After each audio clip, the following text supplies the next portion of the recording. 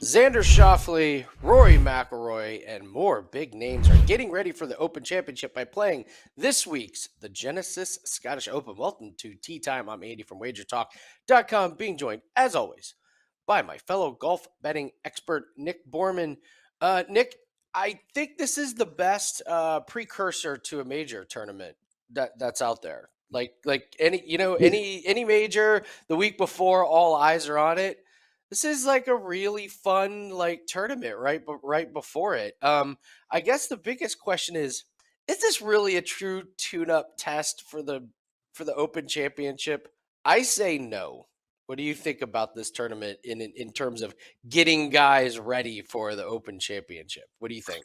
Maybe in the sense of jet lag, for the Americans going across Okay. the Atlantic, it gives them a little extra time, a week to get their body in the right, I guess, time frame or whatever.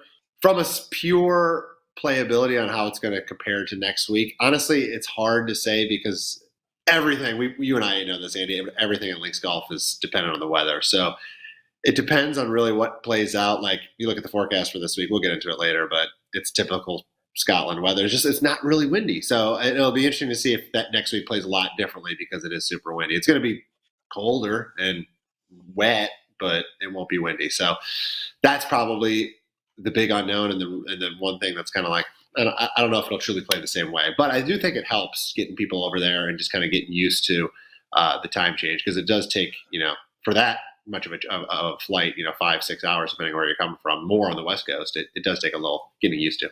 The jet lag is probably the best case for what it takes to help guys for next week. So let's talk about the Scottish Open and the course that they're going to play this week, the Renaissance Club. We'll start with the course and then we'll get into the weather, which of course is the big one. So it's kind of an interesting course. A lot of this thing was carved literally out of a pine tree forest. So it's not your typical link style golf course. There are some deep pothole bunkers. The fairways are going to have some mounds and some bumps, as are the greens, but it's pretty wide open. There are some areas of deep rough, but this is a par 70, call it 72, 7,300 yards. It's got 3 par 5s, and those par 5s are extremely gettable. I would say this week, mandatory, you're going to have to shoot -10 on those par 5s if you want to win. The course, I don't know. There's some really cool, interesting things that look cool. There's some really nice holes along the coast. But again, let's talk about the weather here. It just doesn't look like it's going to be that punishing or that brutal. You go back to last year's tournament, round 4 featured winds up to 40 miles an hour, and that's Yeah. typically the Yeah. big defense on these link style courses. And if you don't have that wind, Nick, it's a birdie fest. And I think that's what we're going to see. The wind just doesn't look like it's going to be there. And even the rain, there's 50, 60% chance sometimes. So it's probably like a little bit of rain or mist here or there. The temperature is okay. I just don't think it's going to be that difficult. Pretty much everybody can hit greens in regulation. I think going into round 4 last year, I think 43 guys had hit over 70% of greens. So there's just not a lot of defense to this course if the weather isn't kicking up.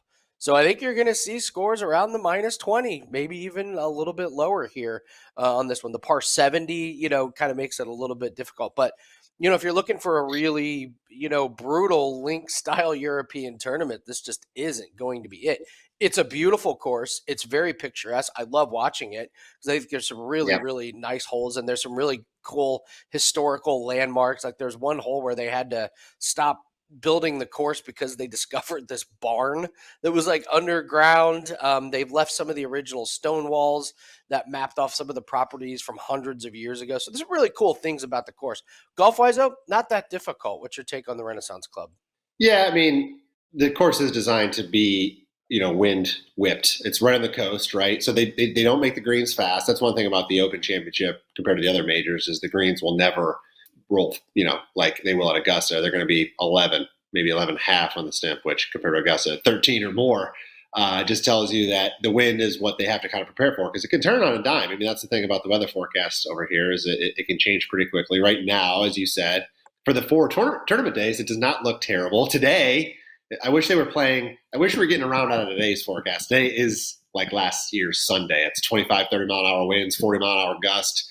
I honestly don't think there'll be many players getting in too much practice today, so it's kind of a wasted day. But yeah, you're right. The wind is kind of light by Scottish standards, 10 to 15 miles an hour, basically all 4 days. There is a chance of rain every single day, light rain, misty, whatever, kind of just annoying rain. But yeah, only highs in the upper 50s.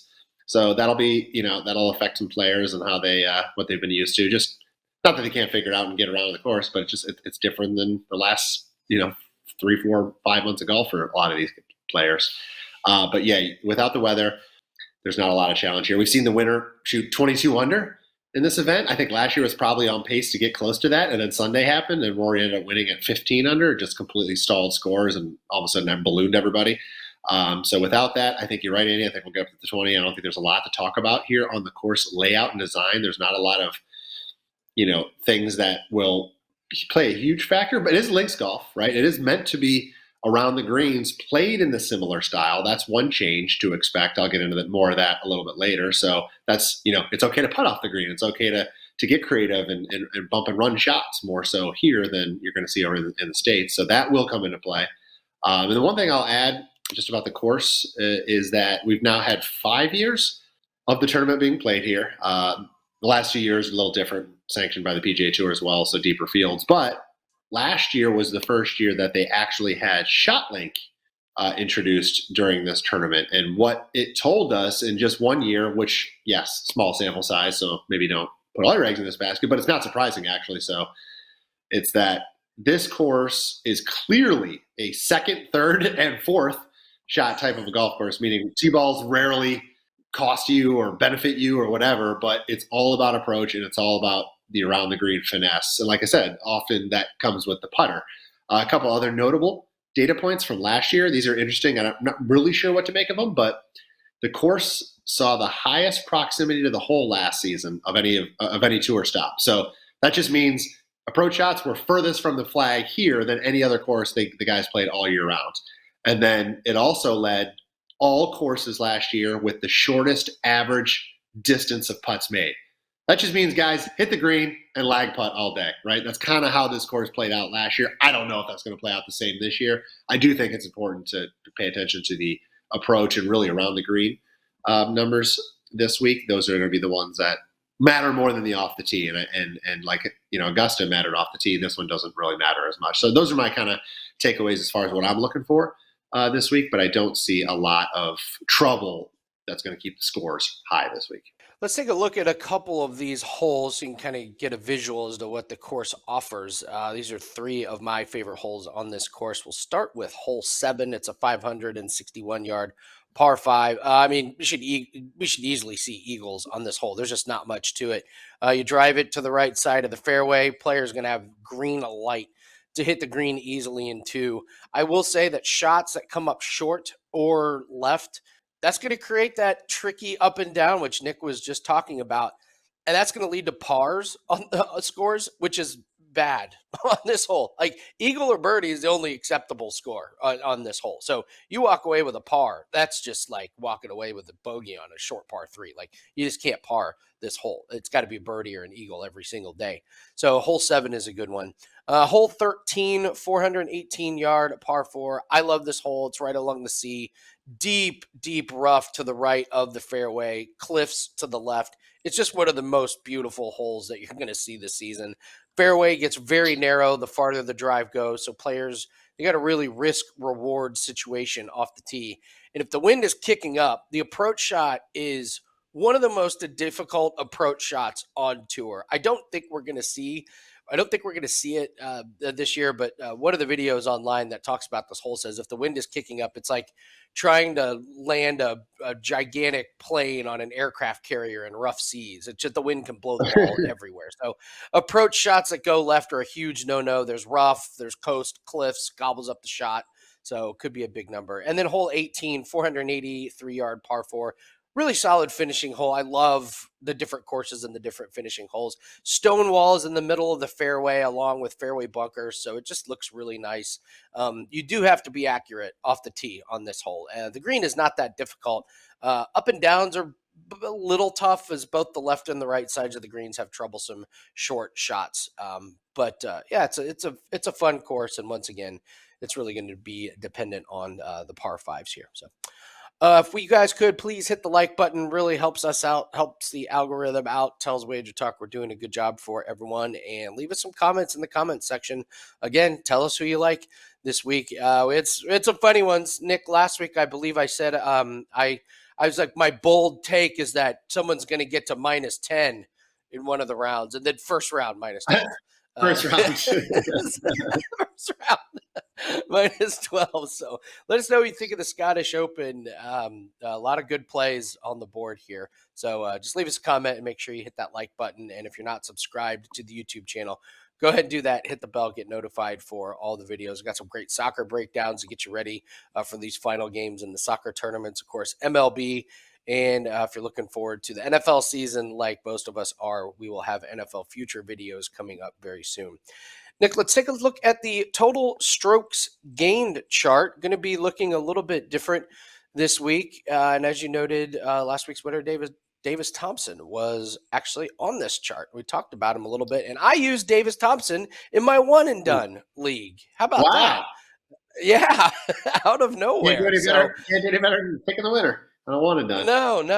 No, absolutely not. So some interesting names here. Walk us through this chart. Top 10 strokes gained, last 12, last 6, last 3 months. What do we take away from it this week?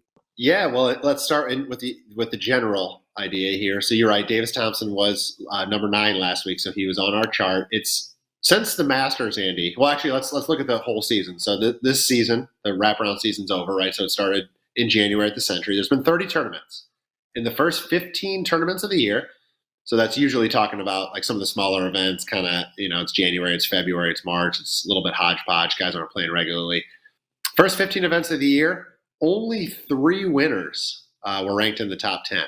So we were off to a slow start. But now in the last 15 tournaments, 10 of the winners have been in the top 10. So the averages are starting to go back in our favor here. And you can see up at the top, I always like to point it out, 63 now of the last 114 tournaments, going back to the start of 2022, 55% of the winners have been here, Andy. So as always, we start our deep dive in this graphic. A lot of names to like here. No surprises, I don't really think. Max Homa being still in this category is probably the biggest surprise. And again, he had a very good, it's kind of like the 9 to 12 month window months ago. That's where he was playing very well. So he will fall out of this sooner rather than later. You can see that in the shorter term, with the trends over the last 6 months and 3 months for him particularly has dropped. But you can also see it in the odds. 65 to 1, you go back 9 months ago, he was not 65 to 1 coming into this type of event. He might have been 30, 40 to 1, knowing that, link style maybe isn't his favorite, but still, he's maybe the only real surprise that's still kind of hanging out in this graphic. Otherwise, top of the list is exactly who you'd expect to see. Xander, Rory, head and shoulders above everybody. Collin, right there is kind of like the next guy, but he did have that win in the fall, but really he seems to be a guy that just doesn't get the job done on Sunday more often than not. Hovland's had his struggles recently. Aberg, I think we both love him and is going to be a long-term presence on the PGA Tour. Fleetwood, he's just that always the bridesmaid, never the bride, at least on the PGA Tour. But because this is also a DP World Tour event, perhaps, and then Matsuyama really surging recently, Corey Connors. My notables are guys that I think are worth a look that are playing very well now. They were just outside the top 10 as far as 12 months goes, but you can see their numbers over the last 3 months. Obviously, Davis Thompson, no surprise, winner last week, but a lot of people were on him because you saw it coming. He was playing very, very well. He had runner-up just the week prior. So first time over here, might be asking a lot coming off the win to play well, but the numbers suggest he's in great form. Christian Bezuidenhout, we'll talk about him later. I think he's kind of a sleeper this week, and Sung Jae-Im's really returned to good form here in these events as well. So this is the top 10 list, Andy. I do like a lot of players in this list this week, and I'll definitely have some money on a few of them. Yeah, right before we went on, we were talking about some of these props that are out, and we can talk about the make the cuts. We were talking about those. More and more books are offering these make the cut parlays. Like last year, there was only one book, but now there's multiple books out there. I've started playing them officially for WagerTalk as the more and more books have these available. These are great. Corey Connors has made the cut in every single tournament this year. And you're getting him at like a -240 to make the cut this week. If you're a parlay better like I am, does it get much better than that? A guy who's That's a perfect number. 100%. Perfect number. Yeah, I would even bring up a guy like Brian Harmon. He's like minus 225, and like last year was his best career year, but this year it's not like he's been terrible. He's only missed 2 cuts. One of them was Yeah. Augusta, which is a course he absolutely despises. He finished 12th Yep. here last year, and he's just top 25, top 25, top 25, top 25. Like there's some real value in this category with these guys that just always make the cut. I'll get to my. Are you making the parlays yourself, choosing your own players, or are you taking the ones that are like preloaded that they offer? Making my own. Okay. Last year, like I said, last year there was only one book that you were allowed to do it. Now I have at least 3 of them that let you do Okay. it. And then, like you and I love the cross sport parlays. You can take Oh, one of yeah. these guys to make the cut and put it with your favorite Euro play, Copa play or anything. Sure. That's a huge advantage that we have as bettors when you can just take one guy to make the cut and try and find something else on the board the other week. It's a really good source of profits and building the bankroll. And what I'm finding is there's no value in taking Rory McIlroy at like minus 1,600 to make the cut, but you get those guys like Sure. Corey Connors, like Brian Harmon, even Sahith Theegala. He makes the cut damn near every week. Some of Yeah. these like kind of under the radar guys. I feel So like anyway, you're going to tell us about another guy. You're going to tell us about another guy that hasn't missed the cut this year, but I don't want to spoil that, right? That'll come up later. I just feel like it's 18 for 18. Yes, we will get to him. But let's Stay move tuned to again now. play. Let's move to players that can trip you up. This was a difficult category for me this week because I look at the top and I can't really tell you why Rory McIlroy would trip you up. Yeah, listen, Price is a betting favorite, so obviously if he doesn't finish top 2, it's a little bit of letdown. But he won this thing Sure. last year. I'm sure he wants to play good. Based on the last time we saw him, what happened? What am I going to tell you? Schauffele's not going to play good here. Like I doubt it. The weather's good. It's a birdie fest. Morikawa. Yeah, he didn't play here last year, and he doesn't have great history. But it's pretty hard to argue that this guy isn't going to be up in the top 10. So I'm going to go with some guys that I think people are going to try and put in their DraftKings lineups and some other under the radar guys that I think can be a little bit troublesome. And one of them is Aaron Rye. And now this guy has been an absolute cash cow. But he's been a cash cow because he's been undervalued. And now I feel like we've gone a little bit too far. And now in a field with lots of big name guys, he's priced as a top 15 guy. And I'm just not going to be betting on him this week as he's missed the cut here the last 2 years. And I went back and looked. He was in good form coming into the Scottish Open. Last year only shot -1. He barely missed the cut. 2022, he barely missed the cut again. And again, going into that week, he was in really good form. So feels like this year is very similar to the last couple years where he's in good form and just doesn't put it together for the Scottish Open. I don't know why he struggled at this course. Whatever reason there are just players that just doesn't fit for him at a certain course. But it's enough to make me stay away from him this week. I've cashed the last couple weeks on Aaron Rye, but this week I just don't trust his course history here. Another guy who just struggles here, Sung Jae Im. He's been playing really well lately. And we noticed last week that the tournaments that he struggled at this year were the majors. When he gets to an easy course, he thrives. 12th, 3rd, 8th, and 9th place finishes at much easier courses than the majors. He's missed the cut at all the majors this year. But he's played here the last 2 years, and he missed the cut easily in both years. I don't know if he's focused on next week, but this guy's priced as a top 13 guy, and I'm just not going to get near him. If you're missing the cut by margin here 2 years in a row, and it wasn't like he had a bad score because of the final round bad weather. He didn't make the cut in the decent weather, so very concerning for Sung Jae Im, a guy that's had some really good finishes, but this week I'll be staying away. And then I just think Robert McIntyre is going to be one of those picks, Nick, that everybody is like, I know, I'll get sneaky and I'll pick Robert McIntyre. Everyone's on Robert McIntyre. I know he's going to be popular. He finished second here last year. A brutal second place finish. But this guy is the definition of feast or famine this season. Nick, he has 5 top 20 finishes and then 10 finishes of 60th or missed cut. He has 2 tournaments with finishes between 52nd and 16th. So this guy is like either way outperforming his price or just complete utter disappointment. Yeah. Last year he finished second, but we got to go back and remember that round 4 was insane wind. He shot a 64 in those conditions, but going into round 4, he was 5 shots behind the eventual winner, Rory McIlroy. And when the weather was calm, he just wasn't at the top of the leaderboard. So the weather's going to be calm. I just don't know if we see another top 3 finish. He's priced as a top 15 guy. And outside of last year, he had missed the cut in 2 out of 4 years at this tournament. He's very inconsistent. It's a coin flip whether he's going to be top 15 or outside the top 50. It just is. That's what his stats tell us. So I'm not willing to invest in him. I think he's going to be a very popular pick, and I would not be surprised if he disappoints a lot of people. So Aaron Rai, Sungjae Im, and Robert McIntyre are 3 players that I am going to try and avoid this week. Let's take a look at an outright winner. This one surprised me. I did not see this one coming. I always like to, I'm sure you do the same thing. I like to try and pick when I think your outright winner is going to be and everything.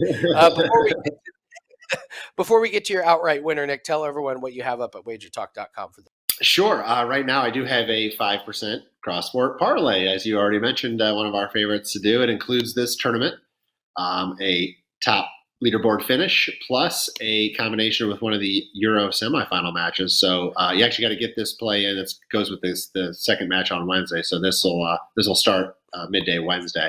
But that's available right now on my page. If you buy that pack, you will also get all golf plays included for this weekend, which will be for the 4 days. So that'll be matchups, outright leaderboards, whatever else I add. Right now it's just the one play, but I will be adding more as the week goes on. And then MLS continues to just drive out profits. Just crossed the 60 unit threshold for the season, Andy. I don't know. Just been seeing it very, very well. It's been a great run. Hopefully we can continue it. We got a couple more weeks. I think it's 3 more weeks, 2 more weeks, 2.5, whatever it is. And then they're going to take a month break for that Leagues Cup tournament, which was last year as well. So it'll be interesting to see how that affects team when they come back. But I'm very excited for the rest of the season. That's available now. You can grab, a 30-day pass for $99 or the rest of the season, year pass, whatever you're looking for. But all available right now on my page at WagerTalk. All right. Let's talk your boy, Viktor Hovland. Outright, you're getting pretty good price. What do you like about Viktor this week? Full transparency here. Viktor Hovland has been, and at first glance was a guy I'm like, you know what? No, because there's been no reason to back him pretty much all year. He had a little bit of a stretch where you were like, all right, maybe something's turning around for him. And I did back him once or twice during that stretch. But here's the thing about Viktor that we know has been holding him back, right? It's a short game. He ranks, Andy, you ready for this? He ranks 174th out of 175 eligible players on the PGA Tour in strokes gained around the green. That just sums it up. Ouch. That is the one thing this guy just cannot do. So why the heck would you want to back a guy that just has no short game, he can't get up and out from anywhere? Well, here's my theory.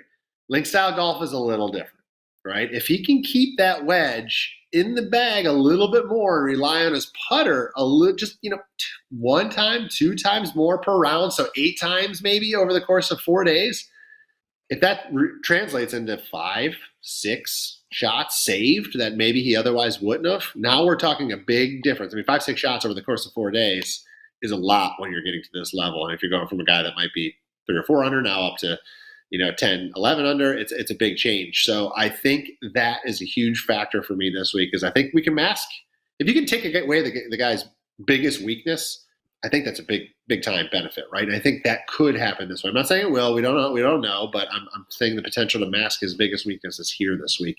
His ball striking remains elite, which it never has changed. It's just you don't notice it because of how bad his short game has been. But he's gaining strokes off the tee and approach. If you combine it, if you look at ball striking, which is off the tee and approach combined, he's gained strokes in that category, that combined category, in all but one event this year. If he can even muster up a respectable week around the greens by just, we kind of talk about with Scotty, just don't lose strokes putting. I think the same is true for Viktor. Just don't lose strokes around the green and you're going to be in contention because the rest of his game is good enough. And to prove that point, Hovland, this is a great one. Hovland gained strokes around the greens 1 time this year. That event, he finished solo 3rd at the PGA Championship.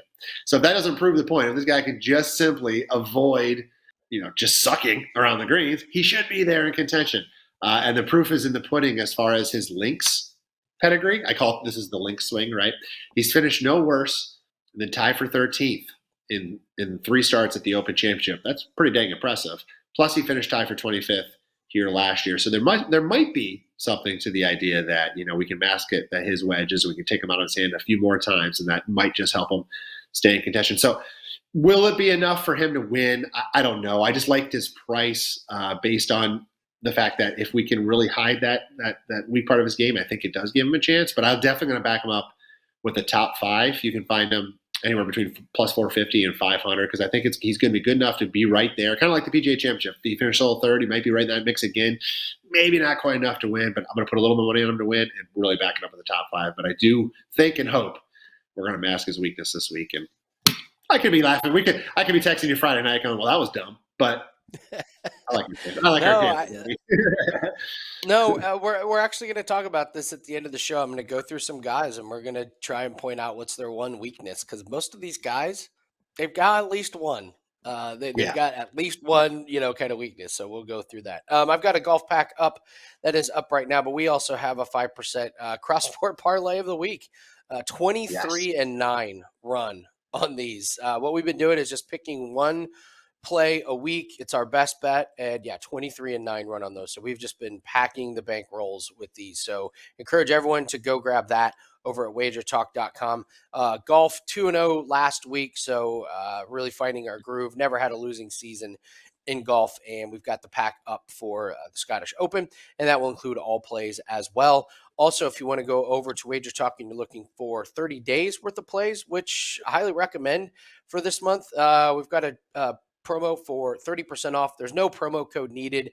Gets you 30 days for just about $7 a day. That's going to include all cross-sport parlays, all golf plays, all UFC, MMA plays, everything for 30 days. I know it sounds like the dog days of July, but we are just humming along, and this is one of our favorite times of year, coming off a great Formula One race as well. So you're looking to pack your bankroll and build up those profits. Take advantage of that. No promo code needed.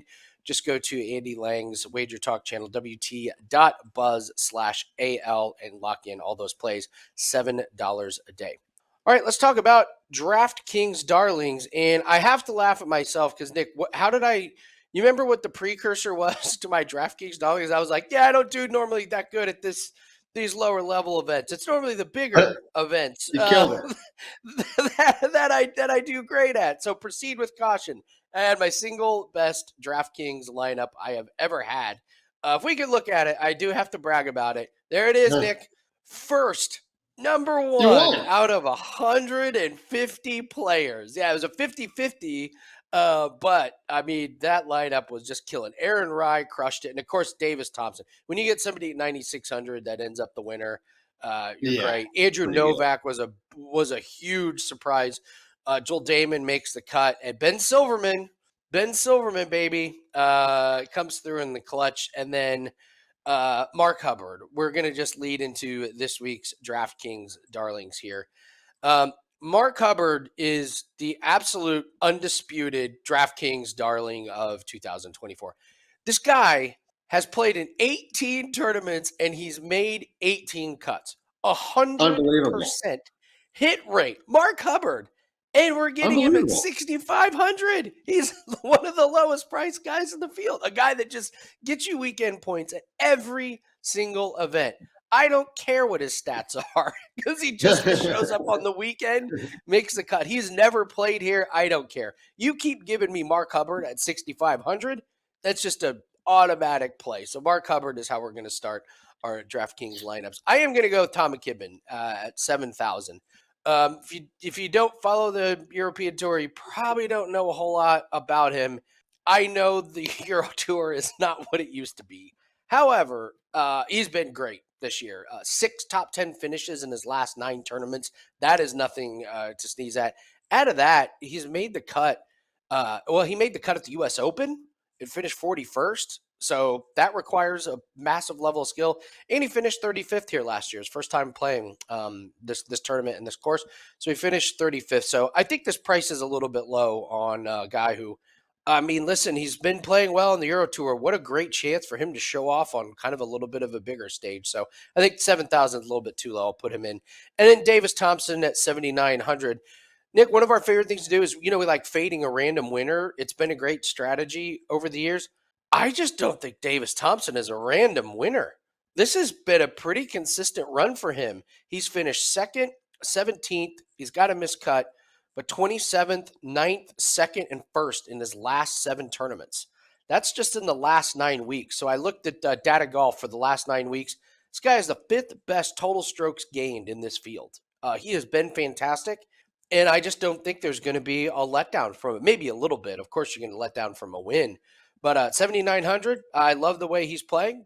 This could turn into a putting contest just like last week, and he showed he can flourish with that. So Davis Thompson, 7,900 is going to be the way I fill out my lineup. If you would like to see the rest of my lineup, free golf article is up at WagerTalk.com. If you want to go to my profile page, digital download, the Scottish Open preview is in there. It's got the write-ups for players that could trip you up. It's got the full DraftKings lineup, and hopefully we can score another big win. But that was a lot of fun following that DraftKings lineup last week. Andy, I just want to add to Davis Thompson. You mentioned what you usually like to do with the winners. I usually like to look at the price adjustments 1 week after a winner, because usually I argue golf is the biggest overreaction market in sports betting. 1 week will change a guy's number dramatically the following week. I think Davis Thompson is kind of one here that just surprisingly it hasn't really overreacted. So to see him still at 7,900 in the DraftKings number, and I think he's at he was in the 50s to 60s to win, is still. I thought we would see him drop in the 30, 40 type of range. Speaking of which, the other PGA Tour event going on this week, an amateur, Luke Clanton, yes, the betting favorite at like 14-1 or less, is insane to me. Absolutely insane. And that's what I didn't expect that number, but I expected that kind of reaction here with Davis Thompson coming into this week, but I don't see it. Yeah. So I think it's a great darlings, but the other field is remarkably just head scratching to me. I know it was a watered down field last week. Davis Thompson was 9,600 last week. Now he's 7,900. I know there's more bigger names added, but you're right. The market didn't seem to do the knee jerk reaction here on this one. So let's take a look at a top 20 finishing position. Again, a name I did not expect to hear, but this guy's he's cashed quite a few bets. He's been really good under the radar guy. Who do you like for top 20 here at a juicy plus 240? My first note on this play piggybacks so well off of what you just said about Davis Thompson. You said he is 5th in total strokes gained over the last 9 weeks, right, in this field this week. Well, it may surprise you to hear that Christian Bezuidenhout ranks 6th in total strokes gained in this field over the last 6 months. So that's a pretty good sample size at this point. He's 6th. Quiet. Talk about quiet, right? And you look at the players that he ranks ahead of in that time frame: Tommy Fleetwood, Viktor Hovland, Matt Fitzpatrick, Corey Connors, Aaron Rai. All of them are priced at lower odds than him this week. So I like this segment because I like to find the guy that's playing well but not getting the respect he probably should from the books. When every one of those other players, I said, I'm not saying they're playing poorly. In fact, I'm betting on Viktor Hovland, for gosh sakes. But the fact of the matter is he's been steadily better than them over this period of time, yet no love from the book. So I'll jump on it. I'm going to hope for the best. In 18 starts in 2024, he's missed just 2 cuts, but he's finished inside the top 25 11 times, including 4 top 10s. He was absolutely, horrible is not even the right word to use, but horrible off the tee here last year in this event. So he missed the cut. But he did have a tie for 16th finish here 2 years ago. His driver is his biggest weakness. If you back it up, I said the driver usually isn't something that's going to kill you around here. It did kill him last year, and it is his biggest weakness, mainly due to a lack of firepower. He doesn't hit it far compared to pretty much everybody at this point. But I think that should be masked this week as well. So I'm looking at the driver. I know, again, I just said it last year, it affected him big time, but I think it can be on a normal week, and with how he's playing right now, I think it can be massive because he's not really missing. He's just not hitting it far. So I think we're hiding his biggest weakness, and this course presents as mainly an approach and around the green. test, and his numbers there are pretty solid. He ranks decent as far as strokes gained approach. He's 42nd on the season, but he excels with his short game and putter, which will likely keep him in contention this week. He's gained strokes around the greens in 11 straight starts. Man, give that stat to Viktor Hovland. That guy doesn't lose. And he's gained strokes putting in 12 of his last 13. The only negative one being minus 0.05 at the PGA Championship, where he missed the cut at even par. So generally saying as long as he's gaining strokes in those two categories, he's going to be in the mix. And 11 out of 18 top 25 finishes in 2024 speaks a lot to it. If he just has a slight uptick with his approach play this week, or he might have the potential to contend to actually win this thing. So I think average approach play and strong putting and short game, which we've seen from him all year long, I think will be enough to cash a top 20. But if he's slightly better on approach, I think he's got a chance to actually win this thing come Sunday. But I like Bazoon Hoyt to make some noise this week. Love it. We mentioned Viktor Hovland and just his kind of weakness here with his short game. So I want to play this game real quick. But before we do that, just make sure you go grab Nick's 5% play. It's going to come with all of the Scottish Open plays. That is over at WagerTalk.com. Also myself, I've got a 5% cross-sport parlay that is up. Separate from that, we got our Scottish Open pack. Having a really good year, 2-0 last week, and we've already got one play at Locked and Loaded. That's going to come with all Scottish Open plays. But Nick, let's go through some of these guys because, Scotty Scheffler's a guy I can't really poke a hole in. Like, what's the one thing? Used to be putting, not anymore. Yep. Rory McIlroy, do we have a one thing for McIlroy that is it fourth round putting? Yeah, right. It's his own self. Can't get out of his own way sometimes. Puts too much pressure on himself in the biggest tournaments. Yeah, I think you could say the same about Collin Morikawa. Just fourth round woes. Just he's there and just kind of doesn't really get there. Could we say the same about Tommy Fleetwood, his record is so good, his strokes gained are so good, like no killer instinct? Is that what Fleetwood's weakness is? Absolutely. There's as far as 5-tool players, he's pretty much solid all the way around. It's just you're right. He doesn't. Whether it's Saturday or Sunday, it's definitely on the weekend. One of the 2 days will just be flat. He'll shoot even par while everybody else just shot 4 or 5 under. And then the next day he'll be back to 4 or 5 under, but it's too late. So, it's just one flat day at the worst time is all it takes for Fleetwood. You mentioned Viktor Hovland. His big one is just that short game. Jordan Spieth, his strength is now his weakness, isn't it? Like his strength was a short game and putting. And now it's the thing that lets him down. So Jordan Spieth has kind of got that one. Here's the interesting one. Schauffele. Does Schauffele have the one thing that you can say, wow, that's a weakness of his? No. He's one of the few 5-tool. He's solid all the way around. I'm looking at his data right now. I mean, he's got 1, 2, 3, 4, 5.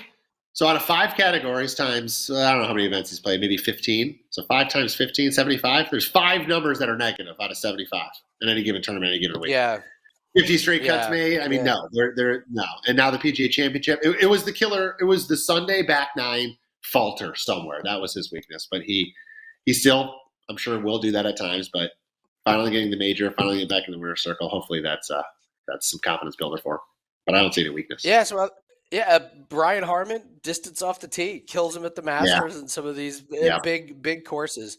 I have a funny one. The only reason I know this is because 2 weeks ago, if you remember, Tom Kim was a betting favorite and didn't make the cut.